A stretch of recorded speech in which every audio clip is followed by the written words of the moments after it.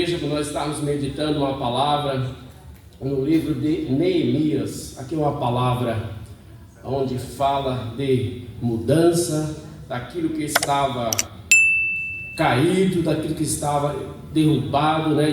E Deus usando a vida de Neemias para reconstruir. Então Deus, Ele é poderoso para fazer algo novo, coisas novas, e eu creio que cada dia, cada culto que nós venhamos aqui, o Senhor, Ele se faz presente e também Ele está moldando as nossas vidas a cada dia, né? Pois as nossas vidas, o crente, a Bíblia diz que o crente ou o cristão, ou melhor, o justo, é como a luz da aurora, que vai brilhando até ser dia perfeito.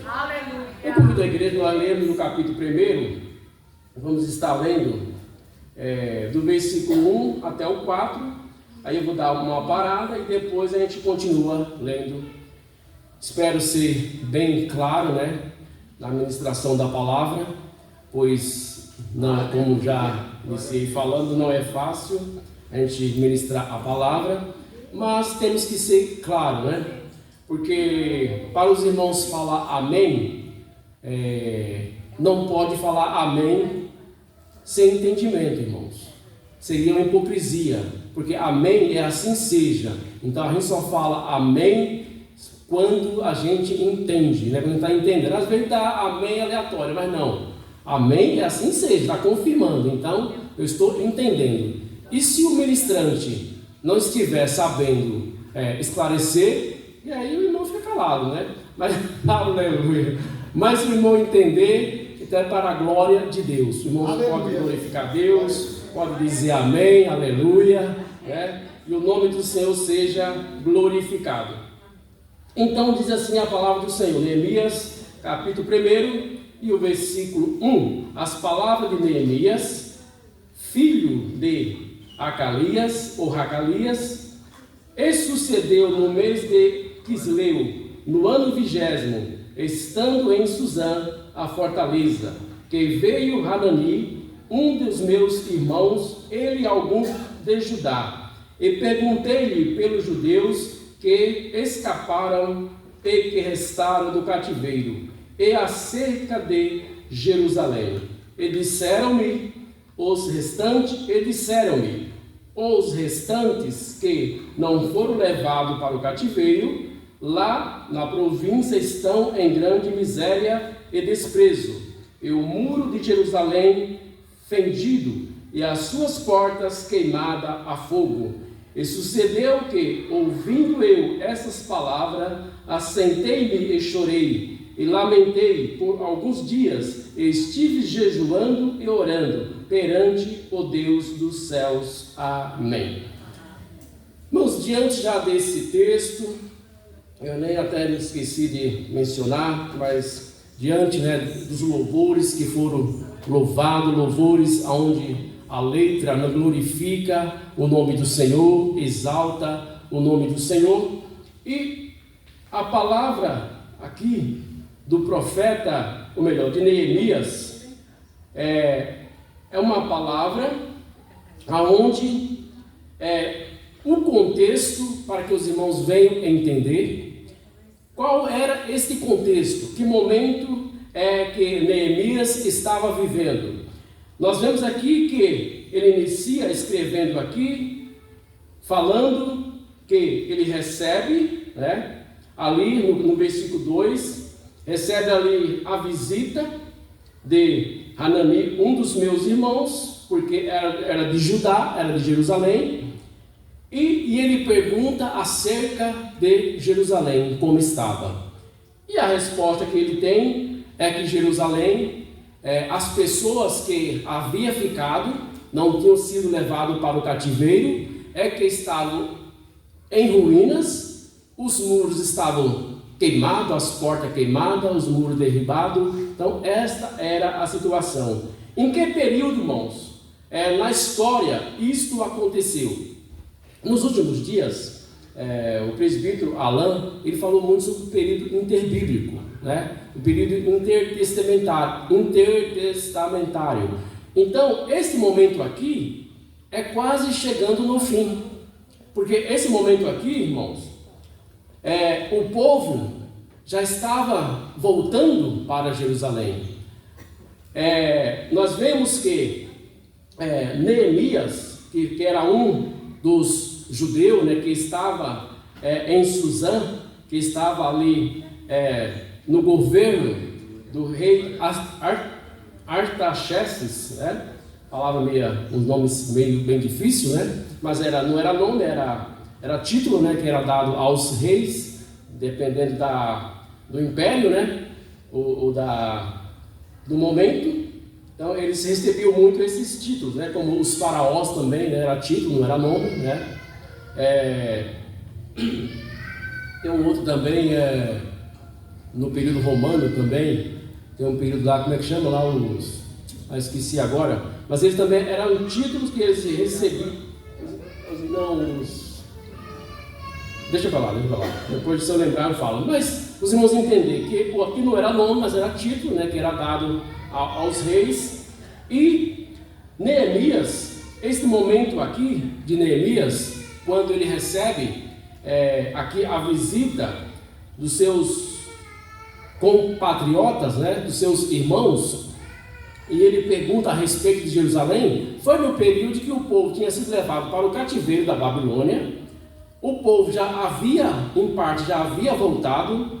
Então, a história diz que a primeira parte havia voltado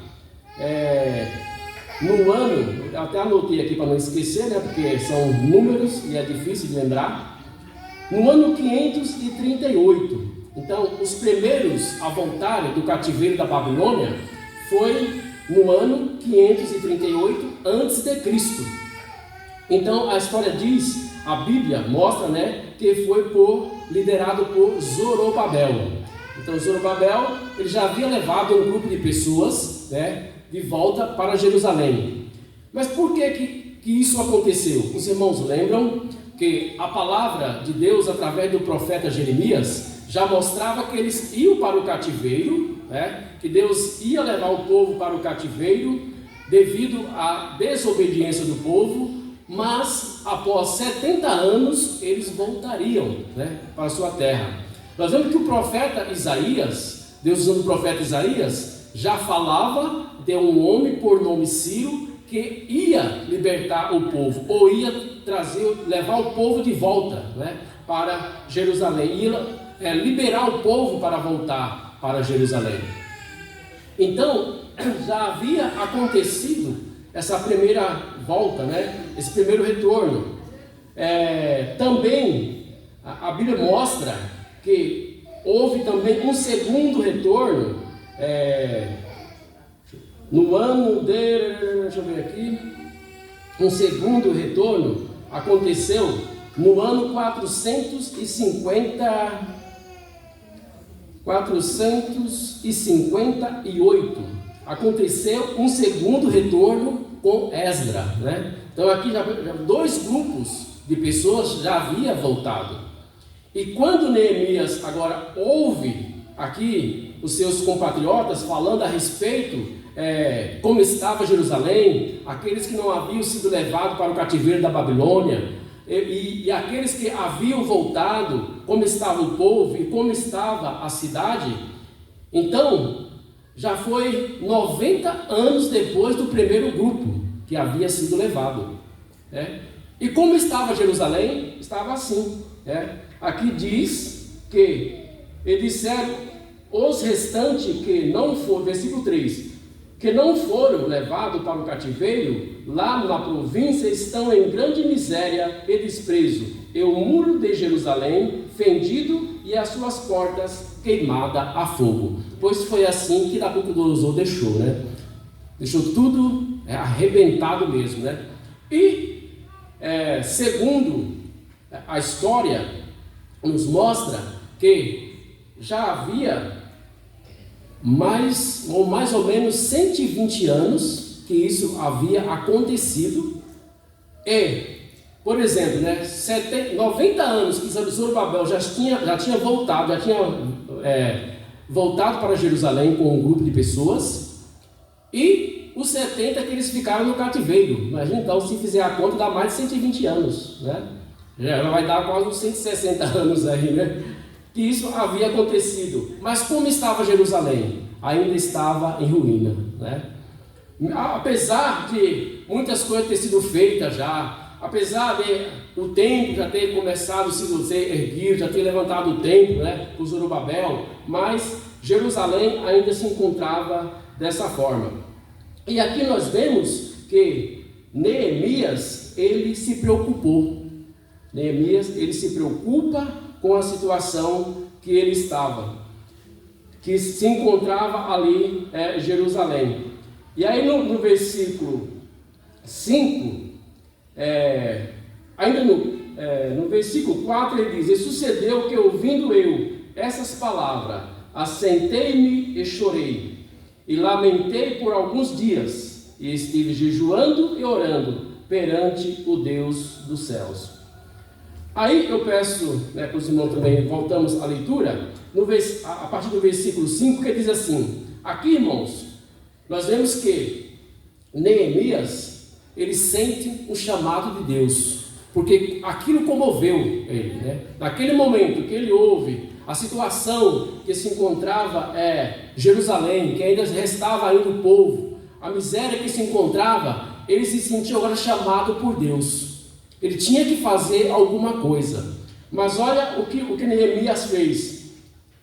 Emocionado, chorou, mas ele não ficou só no choro. A Bíblia diz que ele orou, né? Está aí no versículo de número 4, né? Ele orou e também ele jejuou.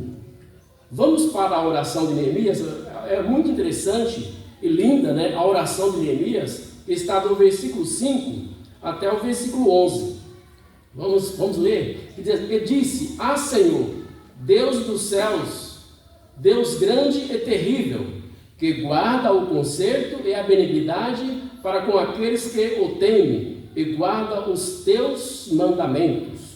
Estejam, pois, atentos os teus ouvidos e os teus olhos abertos para ouvires a oração do teu servo, que eu hoje faço perante ti, de dia e de noite, pelos filhos de Israel, teu servo. E faço confissão pelos pecados dos filhos de Israel, que pecamos contra ti. Também eu e a casa de meu pai pecamos. De todo nos corrompemos contra ti, e não guardamos os mandamentos, nem os estatutos, nem os juízos que ordenaste a Moisés, teu servo. Lembra-te, pois, da palavra que ordenaste a Moisés, teu servo, dizendo: vós transgredireis, e eu vos espalharei entre os povos, e vós vos convertereis a mim, e guardareis os meus mandamentos, e os farei. Então, ainda que os vossos rejeitados estejam no cabo do céu, de lá os ajuntarei, e os trarei ao lugar que tenho escolhido para ali fazer habitar o meu nome.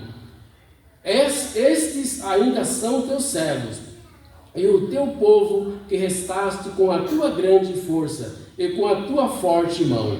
Ah, Senhor, estejam, pois, atentos os teus ouvidos à oração do teu servo, e à oração dos teus servos que desejam temer o teu nome, e faze prosperar hoje o teu servo, e dai-lhe graça perante este homem. Então era eu copeiro do rei. Irmãos, que oração!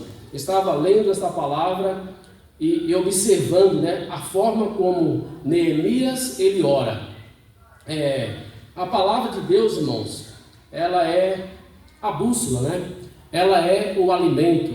Então, a palavra do Senhor, em qualquer parte de Gênesis a Apocalipse, né, não tem nenhuma mais poderosa do que outra, ela é toda igual, porque ela é a palavra de Deus, né? Às vezes nós pegamos versículos e abrimos e falamos: isso aqui é poderoso. Não, irmãos, é tudo igual, né? Quando faz o Salmo 91, como Gênesis lá no capítulo 1 e o versículo 1, e criou Deus os céus e a terra, né? É a mesma coisa, né? A palavra de Deus, ela é toda igual. E aqui nós vemos que Neemias, ele começa a sua oração engrandecendo ao Senhor. Olha como ele diz, nós devemos prestar muita atenção aqui, ó. Deus dos céus, grande e terrível, que guarda o conserto e a benignidade para com aqueles que o temem e guarda os teus mandamentos. Então ele começa orando, louvando, exaltando o nome do Senhor. Ele entendia que o Deus que ele servia era o Deus poderoso, era o Deus grande. Aleluia. Será que nós entendemos assim, irmãos? Que temos um Deus poderoso, um Deus que é grande, um Deus que pode mudar a história, um Deus que pode solucionar problema. Esse é o Deus que nós servimos. Glória a Deus. Então Neemias, ele começa a sua oração reconhecendo a grandeza de Deus. Mas também no versículo 6 ele diz: estejam, pois, atentos os teus ouvidos e os teus olhos abertos para ouvires a oração do teu servo, que eu hoje faço perante ti de dia e de noite. Então, irmão, Neemias colocou no coração, né? A partir daquele momento, como diz aqui, ó, nos primeiros versículos, diz assim: e sucedeu no mês de Quisleu, no ano 20º, estando eu em Suzã. Então, irmãos, esse mês aqui, no calendário judaico, Quisleu, Quisleu, é isso. Eu até marquei aqui para os irmãos entenderem, né? Qual que é esse mês, né, no calendário judaico para nós? O mês de Quisleu. No calendário judaico é o mês 9, no calendário judaico. E no nosso calendário, ele é de 15/11 a 15/12. É bem diferente, né, irmãos? Então, enquanto o calendário hebraico é o mês 9, no nosso calendário é de 11 a 12, da metade do final do mês 11 até o começo do mês 12. Então foi neste período que ele ouviu, né, dos seus irmãos a situação que se encontrava Jerusalém. E aí ele sente chamado por Deus, e aí ele começa a jejuar e a orar perante o Senhor. E aí nós vimos aqui que na oração ele engrandece ao Senhor, e também ele pede para que o Senhor esteja atento à sua oração, para que o Senhor venha receber a oração que ele estava clamando dia e noite. E no versículo 7 ele diz assim: de todo nós corrompemos contra ti e não guardamos os mandamentos. Aqui ele reconhece agora o seu pecado. Primeiro ele exalta o Senhor, glorifica, pede para que o Senhor tenha de misericórdia e reconhece a sua situação. Mas a situação dele, não, era mais o povo, mas ele também se coloca como aquele que havia transgredido. Porque aqui, irmão, Neemias, ele nem tinha morado em Jerusalém, né? Ele já estava, se era por volta de 100 e tantos anos, Neemias nasceu já lá no cativeiro, já, né?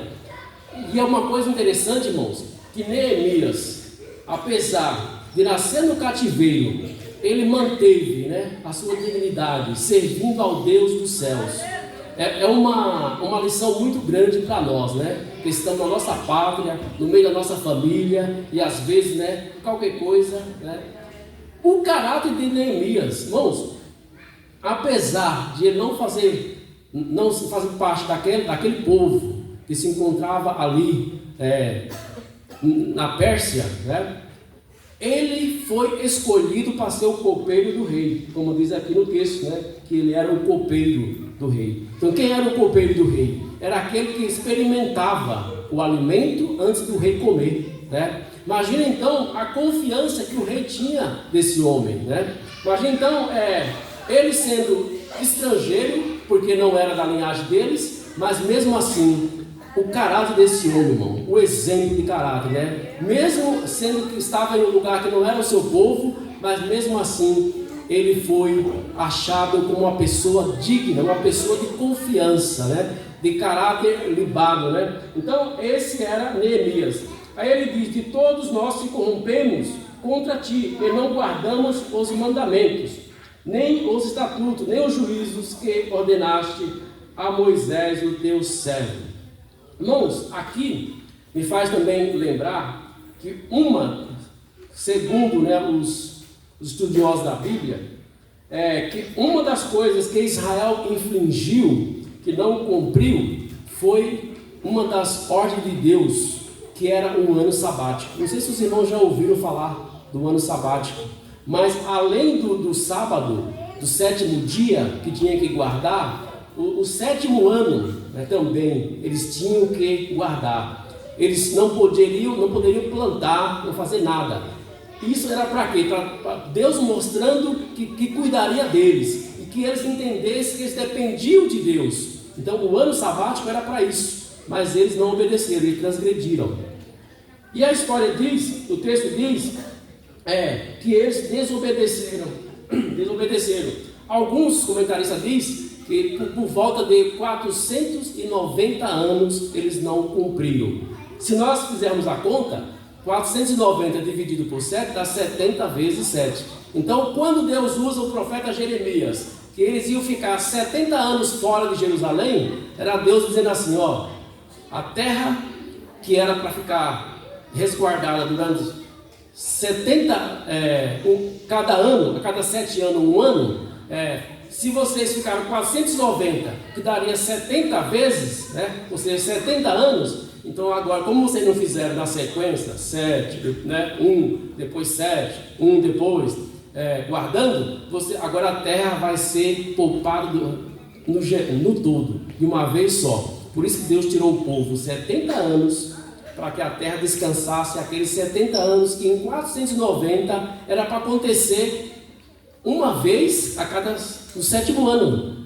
Já que isso eles não obedeceram, Deus tirou o povo. Então, irmãos, às vezes, em nossas vidas, Deus permite que alguma coisa venha acontecer, mas por nós mesmos. É Deus trabalhando, é Deus fazendo com que nós venhamos reconhecer. E o interessante, na oração de Neemias, no versículo 8, diz assim: lembra-te, pois, da palavra que ordenaste a Moisés teu servo, dizendo: vós transgredireis, e eu vos espalharei entre os povos. Neemias na oração mostrando o que Deus havia falado através de Moisés, o profeta, o legislador, quando sai lá do Egito. Então, irmãos, aqui também nos faz lembrar de Ezequiel, do vale de ossos secos. Como foi que Deus mostrou para Ezequiel? Aqueles ossos secos tudo espalhado. Era um cemitério de ossos? Não, irmão, não era. Era a nação de Israel. Deus mostrou ali Israel como mortos, porque o profeta Ezequiel estava orando e dizendo: não tem mais jeito para esse povo. A nação está no cativeiro, está espalhada, não tem mais jeito. Aí Deus mostra para Ezequiel, diz assim: vai lá, ora por eles. Ainda faz uma pergunta: poderão viver estes ossos? Ezequiel diz: tu sabes, Senhor. Então ora, profetiza. E ele orou, profetizou, e aqueles ossos se juntaram. E aqui faz lembrar aqui, o versículo 9: e vós vos convertereis a mim.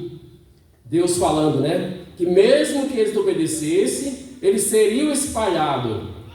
Mas quando eles se convertessem a Deus, e guardareis os meus mandamentos, eu os farei. Então, ainda que os vossos rejeitados estejam no cabo do céu, ou seja, em toda a face da terra espalhado, de lá os ajuntarei e os trarei ao lugar que tenho escolhido para ali fazer habitar o meu nome.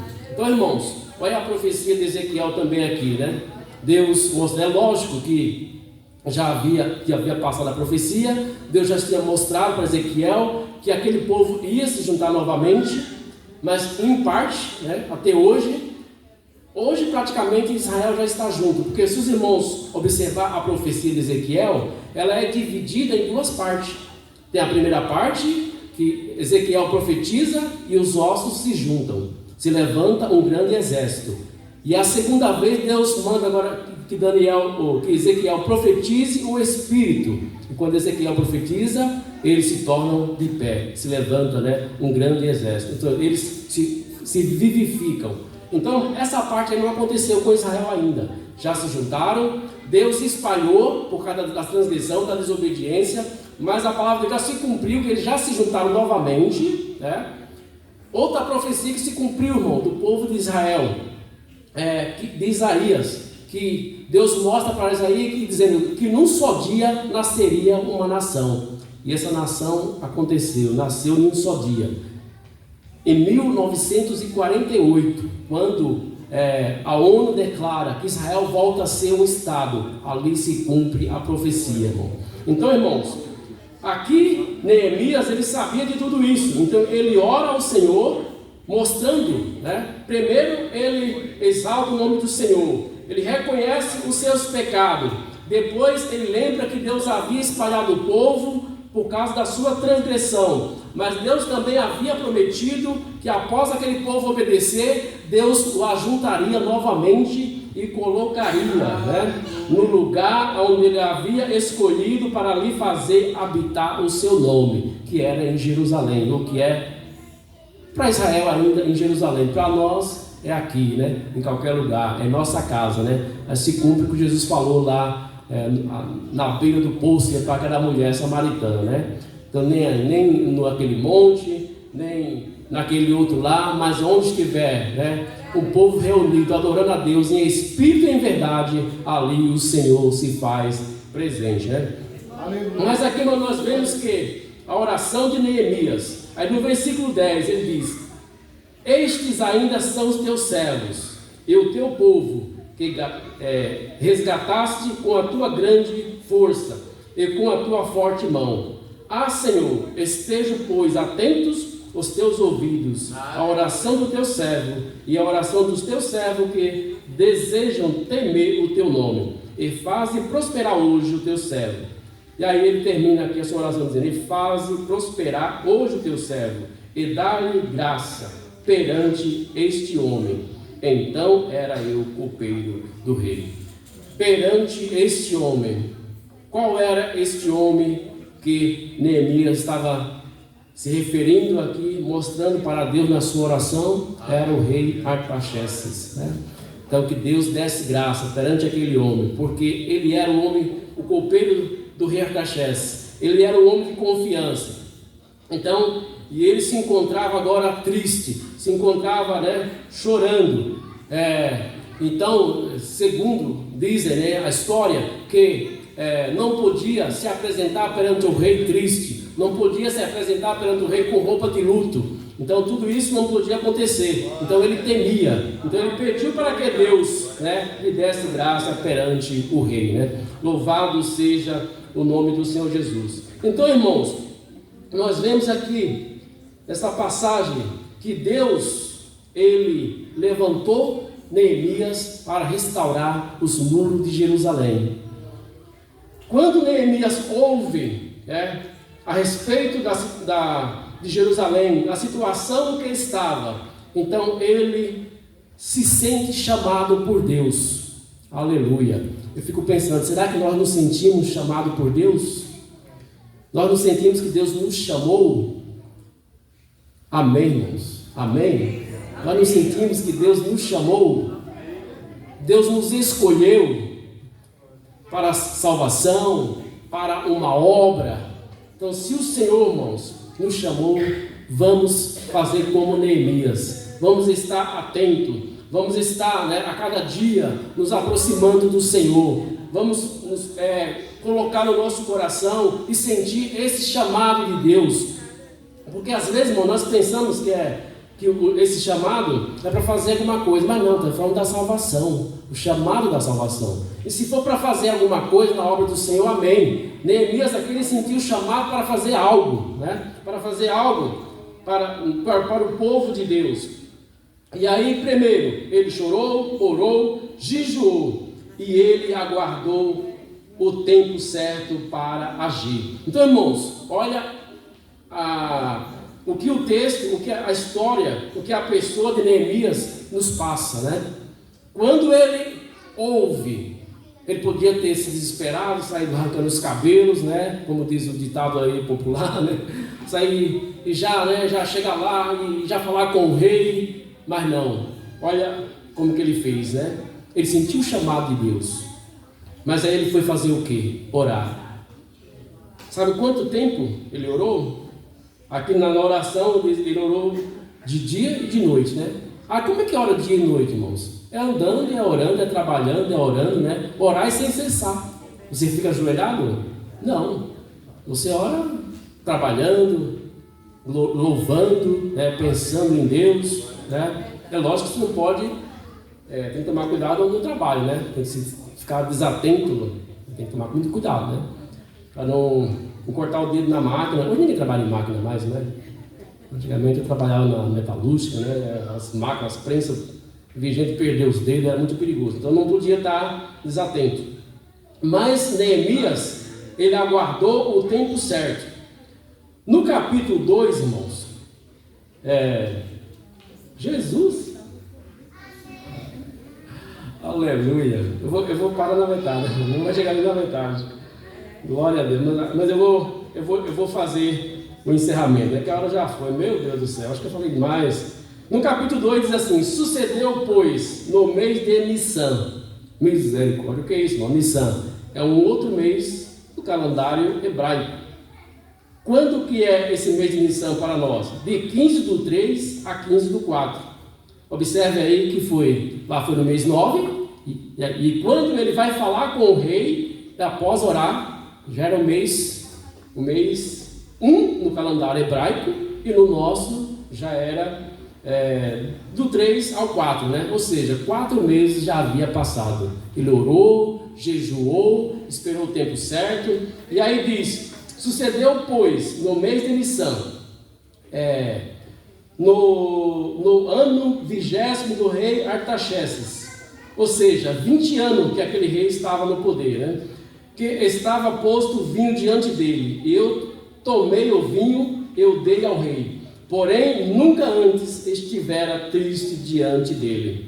E o rei me disse: por que está triste o teu rosto? Pois não estás doente? Não é isto senão tristeza de coração? Então temi muito em grande maneira. E disse ao rei: viva o rei para sempre. Como não estaria triste o meu rosto, estando a cidade, o lugar dos sepulcros de meus pais, assolado e tendo sido consumida as suas portas a fogo? E o rei me disse: que pedes agora? Então orei a Deus, ao Deus dos céus, e disse ao rei: se é do teu agrado, se é do agrado do rei, e se o teu servo é aceito em tua presença, peço-te que me envies ajudar a cidade dos sepulcros dos meus pais, para que eu a edifique. Aleluia. Então aqui, irmãos, Neemias esperou o tempo certo, e o rei percebeu que ele estava diferente. Ele temeu, mas ele confiou em Deus. Diz que aqui mesmo já orou novamente, né? Mas aqui foi rápido a oração, né? Foi trabalhando, já orando. Por isso que eu falei, né? A gente ora mesmo trabalhando, né? Mesmo atendendo ali, ele já orou e já respondeu, né? Já falou a situação que se encontrava. Observe que ele usa mais de uma vez o sepulcro dos seus pais, né? Por quê? Porque para a nação lá da Pérsia, para aquele povo, eles valorizavam muito os ancestrais, né? O sepulcro. Então aquilo mexia com o rei, né? Então Neemias sabia disso. Então ele toca muito nesse ponto, né? Para que comovesse ali o rei. Lógico, irmãos, era a mão de Deus, né?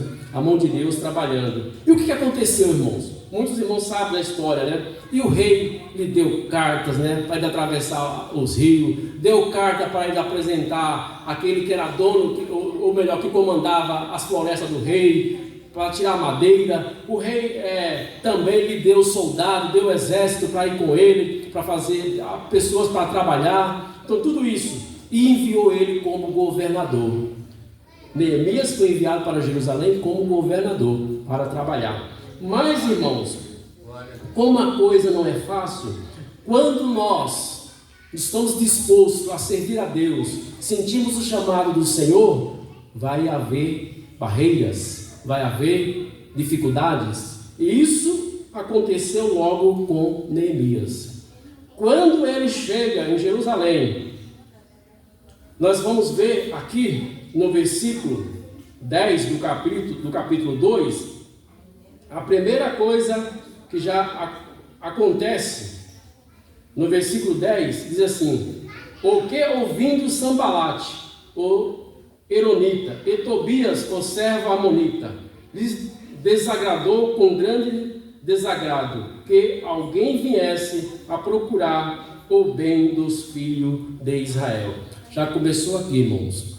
Neemias já percebeu que havia inimigo. Irmãos, nós vamos encontrar inimigo para fazer a obra do Senhor.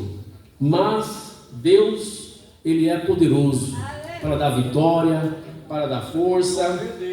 E aqui, no capítulo 6, eu já vou pular para o capítulo 6, pois o tempo já no finalzinho, né? Mandando parar. E aconteceu, a partir do versículo 1, e aconteceu que, tendo ouvido Sambalate, quem era esse Sambalate, irmão? Era governador de Samaria. Lembra de Samaria? Samaria é conhecido, né? Por cada passagem de Jesus, né? Na fonte, né? Do poço lá, né? Com a mulher samaritana. Então, esse Sambalate era governador de Samaria.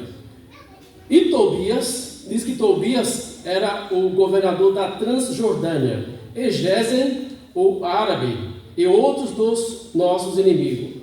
Quem aqui, irmãos, com árabes? Então, hoje, os árabes, eles são contra Israel. Aqui, irmãos, 400, 500 anos antes de Jesus, já era assim. Sempre, né? Não é coisa da agora, irmãos. A coisa começou bem lá atrás. Nós estamos estudando ali a Jacó, né? Ali, né? Quem são esse povo, né? Então, já começa de lá, né? A separação, as brigas, já começa dali. E aqui diz que Sambalate e Gesem, o versículo 2, enviaram a me dizer: vem e tenhamos uma reunião nas aldeias do vale de Ono. Vamos parar, porque o tempo já não dá, irmãos. Mas eu vou só passar um pouquinho aqui para a aplicação. Nós vemos, irmãos, que o inimigo sempre está disposto. E ele usa as suas estratégias. Aqui no capítulo 6, nós vamos ver as estratégias que o inimigo usou para parar o povo, para parar a obra. Por quê? Eles não queriam que Jerusalém se retificasse. Eles tinham medo, né, que Jerusalém voltasse, porque quando o povo saiu para o cativeiro, eles ficaram ali na terra, né? A terra ficou livre para eles. Então muitos marcam que quando vem Neemias agora para reedificar a cidade, reerguer os muros, então isso que eles não queriam. E agora eles temiam por quê? Porque Neemias vinha como um governador, então já era mais pesada a situação. Então nós vemos que os inimigos começam a montar estratégia. Então aqui no versículo 2, nós vemos que ele começa a convidar Neemias, esse Sambalate e Tobias, a convidar Neemias para que fosse com ele numa reunião do Vale de Ono.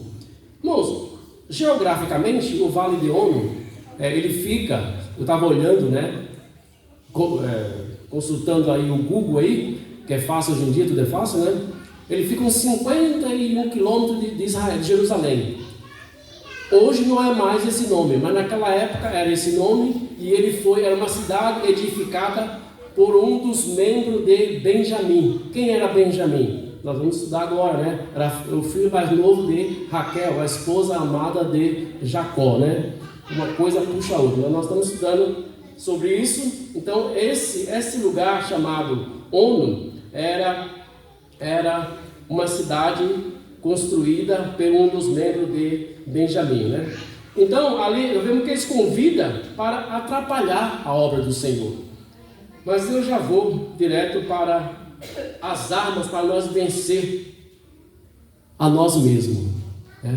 Porque a maior dificuldade, irmãos, de você ter um propósito com Deus, somos nós mesmos, né? Nós temos essa dificuldade a cada dia.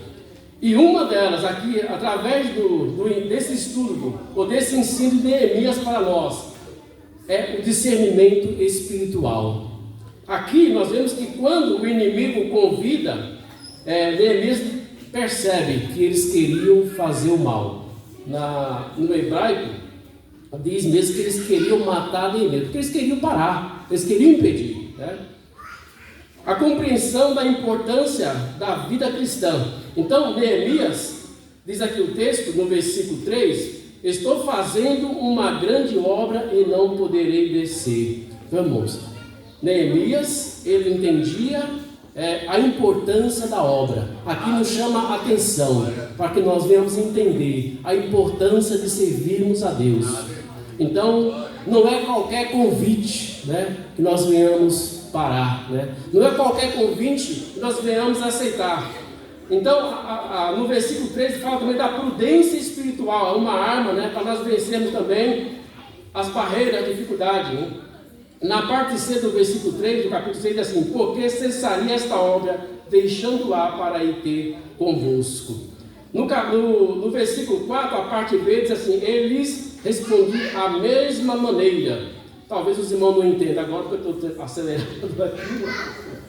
Mas eles mandaram a mesma coisa, o mesmo convite, 4, 5 vezes. E na última vez ele manda o servo, lá esse governador, Tobias, ou Sanbalate, ele manda o servo com a carta aberta, né? E segundo a história, era um insulto para uma carta aberta para um governador, enviar para um governador. Então aqui eles estavam insultando.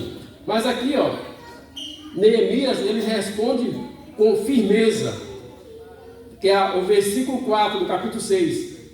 E eu lhes respondi da mesma maneira: estou fazendo uma grande obra e não posso parar. Então, irmãos, se nós viermos receber um convite, e esse convite possa atrapalhar a nossa vida espiritual, tenhamos discernimento espiritual, temos compreensão do Deus que nós servimos, da importância de servirmos a Deus. Aqui também fala da integridade espiritual, no versículo 8, diz assim: parte B, não suceda tal coisa de tudo o que dizes, mas sim do teu coração tu as inventaste. Aqui Neemias está respondendo a eles, que eles estavam dizendo na carta que Neemias tinha se revoltado contra o rei, né? Que era para o rei ficar sabendo disso, né? Mas não, Neemias diz: vocês inventaram, ninguém está se rebelando contra o rei. Claro que Neemias não ia se rebelar contra o rei, ia ser enviado pelo rei, né, irmãos? Então, mas era para que aquela obra parasse aquela obra. Então, irmãos, eu finalizo dizendo, ou falando para mim, para nós: se o nosso muro da nossa vida espiritual, como que está? Jerusalém, aqui um local geográfico, os seus muros precisavam estar bonito, precisava estar, porque o muro representava naquela época, irmãos, representava segurança, representava fortaleza. E na nossa vida espiritual, agora não mais o muro geográfico, mas o muro espiritual da nossa vida, como está? Será que tem uma brechinha? Tem uma brechinha para um diálogo, para uma conversa? Tem uma brechinha, como diz aqui, os inimigos fazem um convite para que eles se reúnam lá e adorem ao Deus, aqui, a cada um ao seu Deus. Me faz lembrar do culto ecumênico, né? O culto ecumênico, eu sempre gosto de frisar isso, porque lá eles se reúnem, o espírito, o pastor, o padre, o macumbeiro, o hinduísmo, todos, né? Podem se reunir e diz que não tem problema nenhum, mas não, irmãos, cuidado, né? Cuidado. Então vejamos como está a nossa vida espiritual. Vamos dizer aqui de muro. O muro espiritual está bonito? Está arrumado? Ou tem brecha para qualquer coisa, qualquer palavra, né? Qualquer convite. Então esta é a palavra do Senhor. Peço perdão pelos 5 minutos que passei. Amém. Que Deus abençoe a igreja em nome de Jesus.